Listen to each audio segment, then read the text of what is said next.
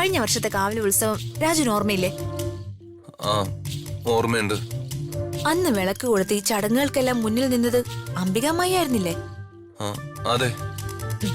ഇത്തവണ രാജു ചെയ്യട്ടെ എന്ന് അച്ഛൻ ഓർത്തു കാണും. ഇലക്ഷനൊക്കെ അല്ലേ വരാൻ പോകുന്നത്.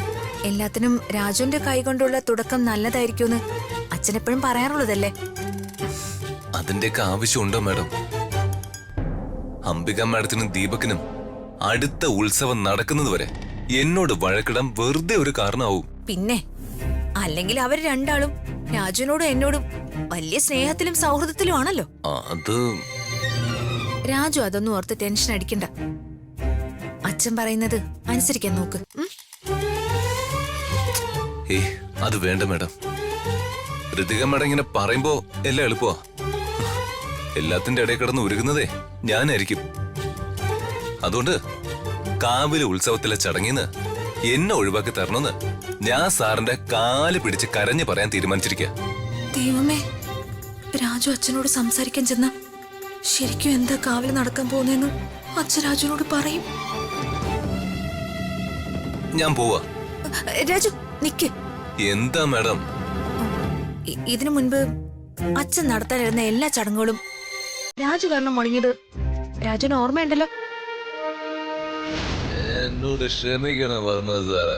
വർമ്മ സാറിന്റെ മുമ്പിൽ നിൽക്കാനുള്ള യോഗ്യത പോലും എനിക്കില്ല. പിന്നെ ഞാൻ പറയുന്നത് വർമ്മ സാറെ ശ്രദ്ധിച്ച് കേൾക്കണം. കേട്ട് കഴിയുമ്പോ വർമ്മ സാറിനെ ശരിക്കും മനസ്സിലാവും രാജു ഒന്നും മനഃപൂർവ്വം ചെയ്തിട്ടില്ലെന്ന്. എനിക്കെല്ലാം പറയണം. അച്ഛൻ പാവല്ലേ രാജു. അച്ഛന് രാജുവിനോട് എന്തുമാത്രം സ്നേഹം ഉണ്ടായിട്ടായിരിക്കും സ്വന്തം മകളായ എന്നെ കൊണ്ടുപോലും ചെയ്യിക്കാതെ രാജുവിനെ കൊണ്ട് ചടങ്ങുകൾക്ക് ആരംഭം കുറിക്കണമെന്ന് അച്ഛൻ ആഗ്രഹിക്കുന്ന. ആ പാവത്തിന്റെ മനസ്സ് വിഷമിപ്പിക്കണമെന്നാണ് രാജുവിനെങ്കിൽ രാജു ചെല്ല്. ചെന്ന് അച്ഛനോട് രാജു ഈ ചടങ്ങിൽ പങ്കെടുക്കുന്നില്ല എന്ന് പറയും. അല്ല മാഡം, അത് എന്തിനാ രാജു മടിക്കുന്ന? രാജുവിന്റെ തലയിൽ വെച്ചുകൊണ്ട് നടക്കുന്നത് അച്ഛന്റെ തെറ്റ്. അച്ഛൻ എന്തിനും ഏതിനും രാജു വേണം. രാജുവിനോട് ചോദിക്കാതെ അച്ഛൻ ഒരു തീരുമാനം പോലും എടുക്കില്ല. എന്റെ കഴുത്തില് രാജു താലി കെട്ടിയിട്ട് പോലും ആ പിണക്കം മറന്ന് രാജുവിനെ മരുമകനായിട്ട് സ്വീകരിക്കാൻ തയ്യാറായ ആളാ അച്ഛൻ. ആ അച്ഛന്റെ മനസ്സ് വിഷമിപ്പിക്കാൻ രാജുനാവുമെങ്കിൽ ചെന്ന് സംസാരിക്കേ. അപ്പോ അംബികാമ്മായിക്ക് സന്തോഷാവും. അംബികാമ്മായി കഴിഞ്ഞ തവണ ഉത്സവത്തിന് മുന്നിൽ നിന്നിട്ട് എന്തൊക്കെയാ ഉണ്ടായതെന്ന് മറന്നിട്ടില്ലല്ലോ. അച്ഛൻ ആക്സിഡന്റ് ഉണ്ടായി, ലിഫ്റ്റ് കയറിയപ്പോ പാനിക് അറ്റാക്ക്, വിഷം ഉള്ളിച്ചെന്ന് അച്ഛൻ ഹോസ്പിറ്റലിലുമായി, ഓർമ്മയില്ലേ? എന്തിനേറെ വിവാഹം കഴിഞ്ഞെന്ന് പറഞ്ഞ് അച്ഛനെ നമ്മളെ രണ്ടാളും പറ്റിച്ചുകൊണ്ടേയിരിക്കുന്നു. ഇതൊക്കെ അച്ഛന് നല്ല കാര്യങ്ങളായിരുന്നോ? അല്ലല്ലോ. വാ, നമുക്കേ അച്ഛന്റെ റൂമിലേക്ക് പോവാം. വേണ്ട മാഡം, പാവം വർമ്മ സാറ്. സാറിന്റെ ആഗ്രഹമല്ലേ, നടക്കട്ടെ. ഞാനായിട്ട് ഇനിയും അതിനെതിരൊന്നും നിൽക്കുന്നില്ല. പിന്നെ ക്ഷേത്രത്തിലെ ചടങ്ങില് നമ്മള് ഭാര്യാഭർത്താക്കന്മാരായി നിൽക്കേണ്ട പൂജകളോ കാര്യങ്ങളോ ഒന്നും ഇല്ലല്ലോ. ഇത് പൊന്നു രാജു, അവിടെ നടക്കാൻ പോകുന്നതേ നമ്മുടെ വിവാഹ വാർഷിക ചടങ്ങൊന്നുമല്ല, ഉത്സവമാണ്. ശരി, എനിക്ക് മനസ്സിലായി. എനിക്ക് ചെല്ല്, പോയി കുറച്ച് തണുത്ത വെള്ളം എടുത്ത് കുടിക്കും. ശരി മാഡം.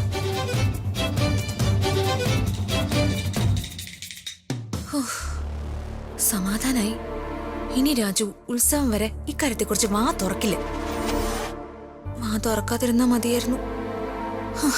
ദൈവമേ, ശരിക്കും ഉത്സവത്തിന് എന്താ ചടങ്ങെന്ന് അവസാന നിമിഷം വരെ രാജു അറിയില്ലേ? നിനക്കറിയാലോ ഭഗവാനെ, ആ ചടങ്ങ് കഴിഞ്ഞാൽ പിന്നെ ഒരിക്കലും രാജുവിനെ രാജുവിന്റെ ഭാര്യയുടെ സ്ഥാനത്ത് നിന്നും ഒഴിവാക്കാനാവില്ല.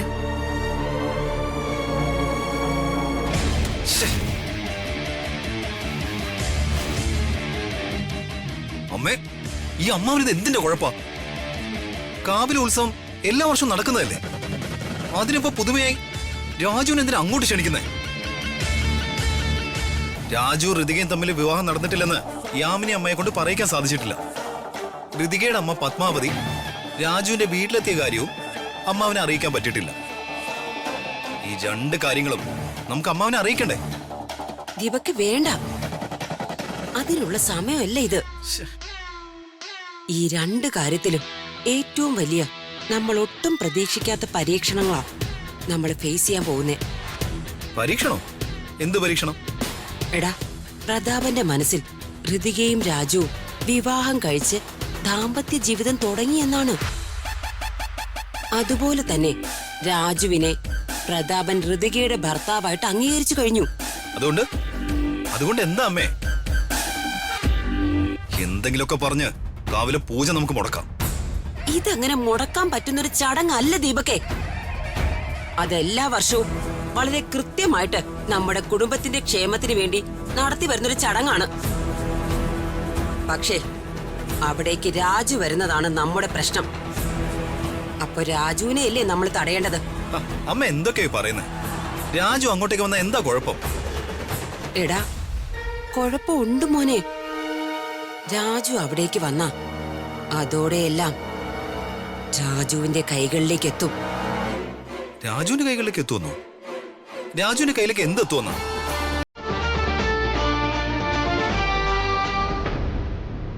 എന്നാലും ആരായിരിക്കും ആ സ്ത്രീ? കാവിലെ ഉത്സവത്തിനെ കുറിച്ച് അവർക്കെങ്ങനെ അറിയാം? ഭീഷണിയുടെ സ്വരത്തിൽ എന്നോട് എന്റെ കുടുംബകാര്യം സംസാരിക്കാൻ മാത്രം ധൈര്യമുള്ള ആ സ്ത്രീ ആരാണ്? പത്മാവതി? ഏയ്, അവളായിരിക്കില്ല. എല്ലാം ഉപേക്ഷിച്ചിട്ട് പോയ അവൾക്ക് ഇതിലിപ്പോ എന്ത് കാര്യം?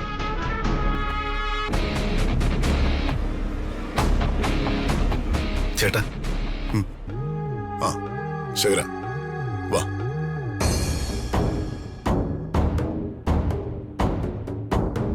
അവളുടെ കൈക്ക് വേണ്ട. ഭാഗ്യത്തിന് പൊള്ളലൊന്നുമില്ല ചേട്ടാ. അവളോട് ഞാൻ ദേഷ്യപ്പെട്ടിരുന്നില്ല. രാജുവിന്റെ അച്ഛൻ പുറത്തുനിന്ന് എല്ലാം കേട്ടു. ചില നേരത്തെ എന്റെ ഈ മുൻകോപം അത് നിങ്ങൾക്കൊക്കെ ഭയവും വിഷമമാണെന്ന് എനിക്കറിയാം. പക്ഷെ എന്ത് ചെയ്യാനാ ശേര? അവൾ അമ്മയെന്ന് വിളിക്കുന്ന കേട്ടപ്പോ എന്റെ നിയന്ത്രണം നഷ്ടമായി പോയി. ചേട്ടന് മനസ്സിലാവുമല്ലോ, കയ്യിൽ ചൂട് ചായ വീണതിനേക്കാൾ ഋതുമൊക്കെ വിഷമമായത് ചേട്ടൻ വഴക്ക് പറഞ്ഞപ്പോഴായിരിക്കും. മനസ്സിലാകും ശേര. ഒരു അച്ഛന്റെ സ്ഥാനത്ത് നിന്ന് മകൾക്ക് കൊടുക്കേണ്ട സ്നേഹമോ സ്ഥാനമോ വാത്സല്യമോ ഞാൻ അവൾക്ക് ഇതുവരെ നൽകിയിട്ടില്ല. എങ്കിലും അമ്മയില്ലാത്ത അവൾക്ക് വേറെ എന്തെങ്കിലും കുറവ് ഞാൻ വരുത്തിയിട്ടുണ്ടോ? ആഹാരത്തിനോ വസ്ത്രത്തിനോ മറ്റെന്തെങ്കിലും കാര്യങ്ങൾക്ക് ഞാൻ എന്തെങ്കിലും കുറവ് വരുത്തിയിട്ടുണ്ടോ? ചെറുപ്പം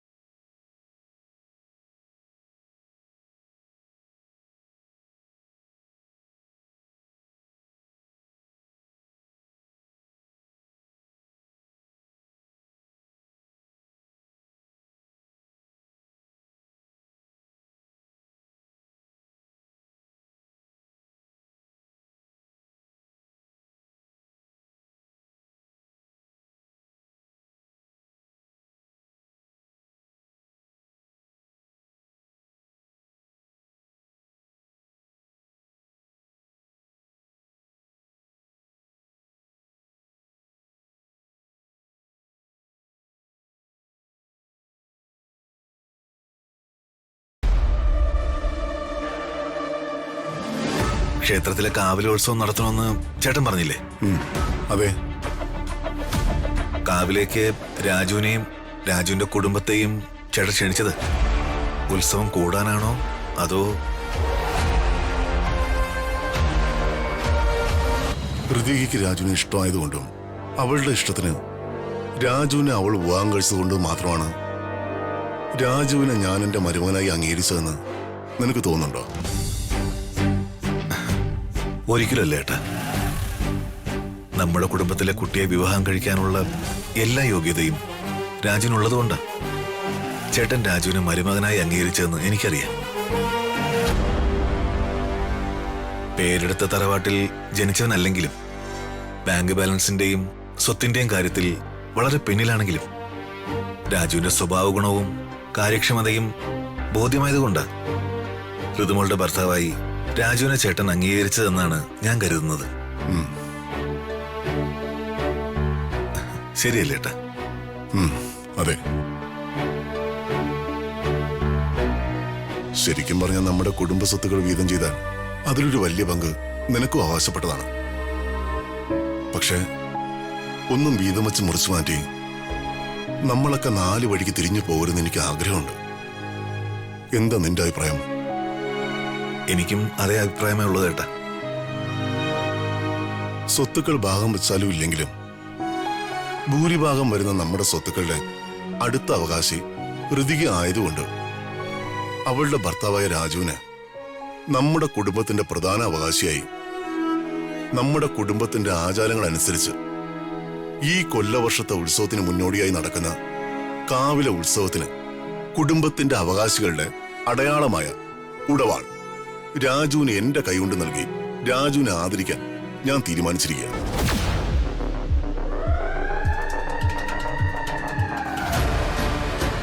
അങ്ങനെ ചേട്ടനത് ചെയ്താൽ അത് ചേട്ടന്റെ സ്ഥാനം രാജുവിനെ കൈമാറുക എന്നല്ലേ? ഒരുപാട് ആലോചിച്ച് ഞാനെടുത്ത തീരുമാനമാണത്. നീ അതിനോട് യോജിക്കുന്നുണ്ടോ ശേഖര? 100 വട്ടം ഞാൻ യോജിക്കുന്നു ചേട്ടാ. നമ്മുടെ സ്വത്തുക്കൾ സത്യസന്ധമായി കൈകാര്യം ചെയ്യാനും ചേട്ടന്റെ രാഷ്ട്രീയ പിൻഗാമിയാകാനും ഏത് കോണിൽ നിന്നും രാജുവിനെ എന്ത് രീതിയിൽ ആലോചിച്ചാലും എന്തിനും ഏതിനും ഉത്തമനായ ചെറുപ്പക്കാരനാണ്. പക്ഷെ ചേട്ടാ, എന്താ? അംബിക ചേച്ചി ഞാൻ എടുക്കുന്ന തീരുമാനങ്ങൾക്ക് ചേച്ചി എതിരെ നിൽക്കുമെന്ന് നിനക്ക് തോന്നുന്നുണ്ടോ ശേഖര? ഇല്ല ഏട്ടാ. ദീപകേ, മനസ്സിലായോടാ നിനക്ക്? മനസ്സിലായമ്മേ. വാടാ.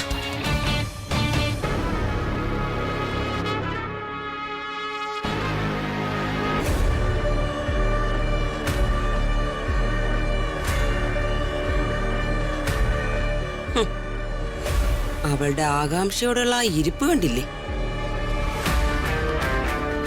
എല്ലാവരുമേ അവന്റെ സൈഡാ, ആ രാജുവിന്റെ. അവനെ മഹാരാജാവായി വാഴിക്കാനാ എല്ലാവരും കാത്തിരിക്കുന്നെ.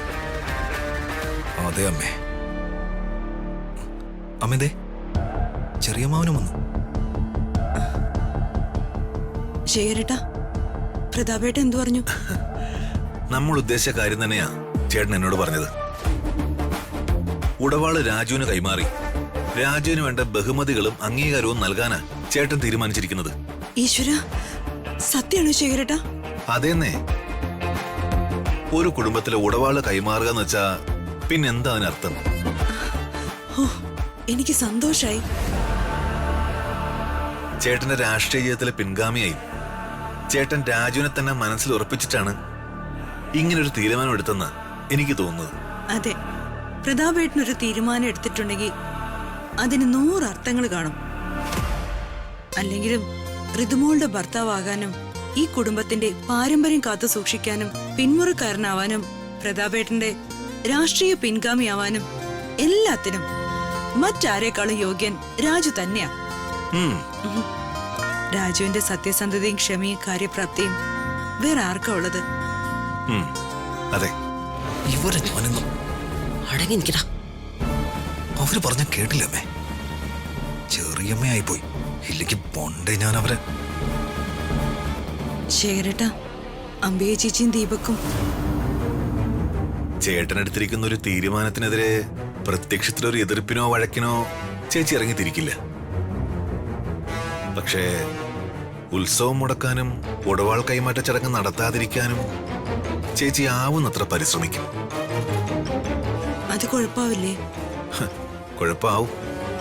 രാജുവിനല്ല, ചേച്ചിക്ക് തന്നെ.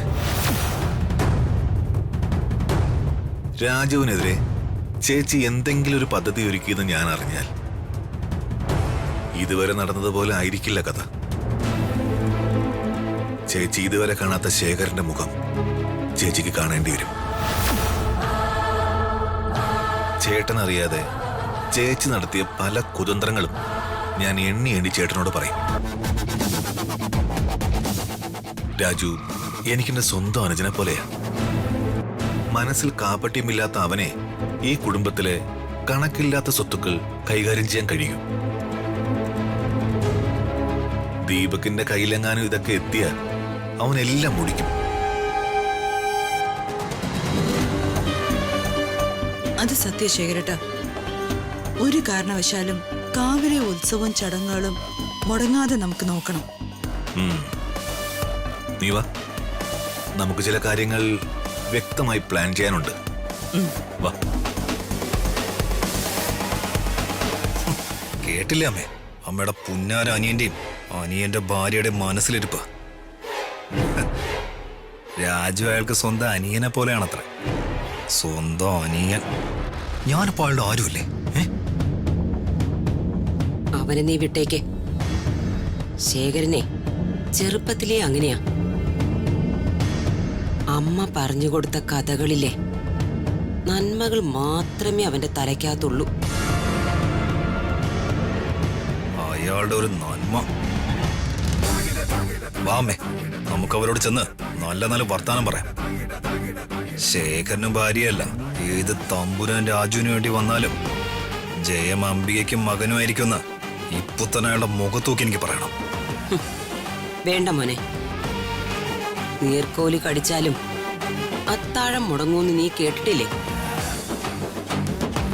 വിഷമില്ലാത്ത പാമ്പാണ് ശേഖരനെങ്കിലും ഇപ്പൊ അവനെ നോവിക്കുന്നത് ശരിയല്ല. രാജുവിനെ രാജാവായി വാഴിക്കാൻ അവൻ എന്തൊക്കെ ചെയ്യാൻ പറ്റുമെന്ന് നമുക്ക് നോക്കാടാ.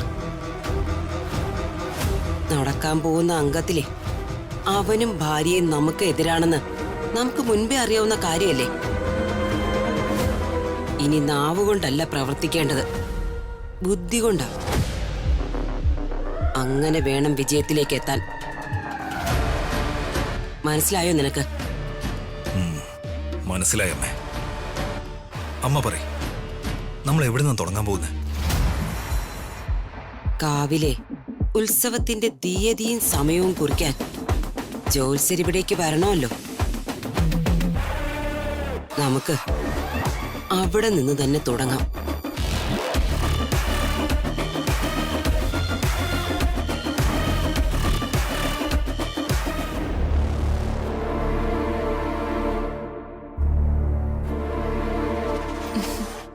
പത്മാവതി മാഡം കാത്തിരുന്ന് മുഷിഞ്ഞോ? ഇല്ല വേണുട്ട, വേണുട്ട ഇരിക്കും. എന്തെങ്കിലും വിശേഷമുണ്ടോ? ഉണ്ട്, ഒരു വിശേഷമുണ്ട്. എന്ത് വിശേഷം വേണുട്ട? വർമ്മ സാറ് കുടുംബക്ഷേത്രത്തില് ഒരു ചടങ്ങ് നടത്താൻ പോവുക. അതുകൊണ്ട് കുടുംബസമേതം എല്ലാവരോടും വരാൻ പറഞ്ഞു. അതെന്ത് ചടങ്ങാണെന്ന് മാഡത്തിന് അറിയോ? അറിയാം. അങ്ങനെ ഒരു ചടങ്ങുണ്ടെന്ന് പ്രതാപേട്ടനെ ഓർമ്മിപ്പിച്ചത് ഞാനാ. മാഡം അപ്പോ വർമ്മ സാറിനെ കണ്ട് സംസാരിച്ചോ? കണ്ട് സംസാരിച്ചില്ല, ഫോണിൽ സംസാരിച്ചു. മാഡം എന്തൊക്കെയായി പറയണേ? ഈശ്വര, ഞാൻ എന്താ സ്വപ്നം കാണുകയാണോ? ഇല്ല വേണുട്ടാ, ഞാൻ പ്രതാപേട്ടനെ വിളിച്ചത് എന്റെ പ്രൈവറ്റ് നമ്പറിൽ നിന്നാ. ഞാൻ ആരാണെന്ന് അദ്ദേഹത്തിന് മനസ്സിലായില്ല. എന്തിനാണ് കുടുംബക്ഷേത്രത്തിലെ ചടങ്ങ് നടത്തുന്നതെന്ന് വേണുവേട്ടന് അറിയാമോ? ഇല്ല, അങ്ങനെ വളരെയേറെ പ്രാധാന്യമുള്ള ഒരു ചടങ്ങാണ് അവിടെ നടക്കാൻ പോകുന്നതെന്ന് വർമ്മ സാർ എന്നോട് പറഞ്ഞിരുന്നില്ല. ആ കുടുംബത്തിന്റെ തന്നെ ഏറ്റവും പ്രധാനമായ തലമുറകളായി നടന്നുകൊണ്ടിരിക്കുന്ന ഒരു ചടങ്ങാണ് കുടുംബക്ഷേത്രത്തിന്റെ കാവില് നടക്കാൻ പോകുന്നത്. ഈ ചടങ്ങ് കഴിയുന്നതോടെ രാജു ഞങ്ങളുടെ കുടുംബത്തിലെ ഒരു പ്രധാന അംഗമാവും. പ്രധാന അംഗമെന്ന് പറഞ്ഞ റേഷൻ കാർഡിലെ പേര് ചേർക്കുന്ന പോലെ അല്ല. കുടുംബത്തിലെ എല്ലാ സ്വത്തുക്കളുടെ അവകാശി ഋതികയാ. കാവിലെ ചടങ്ങ് കഴിയുന്നതോടെ ഋതികയുടെ അതേ സ്ഥാനം കുടുംബത്തിലെ രാജുവിനും ലഭിക്കും. ചിലപ്പോ ഋതികയേക്കാൾ ഏറെ പ്രാധാന്യം രാജുവിന് ലഭിക്കും. പ്രതാപേട്ടന്റെ രാഷ്ട്രീയ പിൻഗാമി രാജു ആയിരിക്കും. എന്താ മാഡം ഞാൻ ഈ കേക്കണത്? രാജുവിന്റെ ജാതകത്തില് രാജയോഗം ഉണ്ടായിരുന്നു. അപ്പൊ ഇതായിരുന്നു അല്ലേ എന്റെ മകന്റെ ജീവിതത്തില് കാലം അവനു വേണ്ടി കാത്തുവച്ച മഹാഭാഗ്യം. ഋതികയുടെ ജീവിതത്തിലേക്ക് വെളിച്ചവും രാജുവിന്റെ ജീവിതത്തില് ഉയർച്ചയും ഉണ്ടാവാൻ പോവാണ്. അംബിക മാഡത്തിന് ഈ ചടങ്ങുകളെ കുറിച്ച് അറിയില്ലേ? അറിയാം. അവിടെയാണ് നമ്മൾ ഏറ്റവും കൂടുതൽ ശ്രദ്ധിക്കേണ്ടത്. ഈ ചടങ്ങ് മുടക്കാൻ അവർ അമ്മയും മകനും ആവുന്നത് ശ്രമിക്കും. പക്ഷെ ഒരു കാരണവശാലും അവരുടെ മനസ്സിലിരിപ്പ് നടക്കരുത്. ശ്രദ്ധിക്കണം. 4 ദിക്കിലും കണ്ണു വേണം. എന്ത് വില കൊടുത്തും ഈ ചടങ്ങ് നമ്മൾക്ക് നടത്തണം. ഈ ചടങ്ങ് നടന്നു കഴിഞ്ഞാൽ പിന്നെ ഒരിക്കലും ഋതികയെ ഉപേക്ഷിക്കാനോ വേണ്ടെന്ന് വെക്കാനോ രാജുവിന് കഴിയില്ല.